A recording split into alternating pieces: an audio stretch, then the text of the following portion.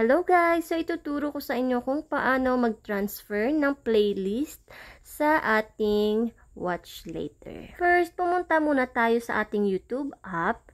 Then, punta po tayo sa playlist. I-open muna natin ang playlist na gusto natin. Tap natin tong arrow, then copy link.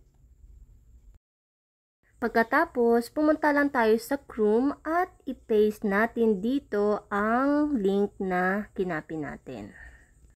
Then, tap natin itong 3 dot. Then, option natin at hanapin ang desktop site. Then, itap lang natin yan para mag-check. At ganito ang magiging view niya. At pag naka-desktop na nga siya, itap natin itong 3 dot sa pangalawang video at add to queue. Then next, itap natin tong play all.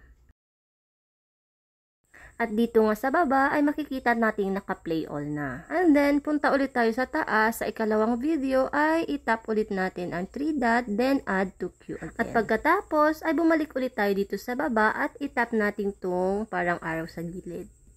And then, lalabas dito ang save. Then, itap lang natin yan. And then, lalabas itong mga list. So, hanapin lang natin ang watch later. At itap lang natin.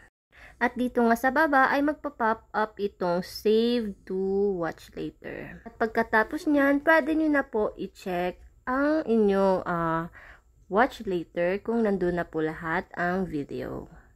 So, open lang tayo sa ating YouTube app. Then, punta tayo sa my watch later. So, ito na po yung kanina ang na-add natin na galing sa playlist papunta sa watch later. Sana po nakatulong sa inyo ang video. Salamat!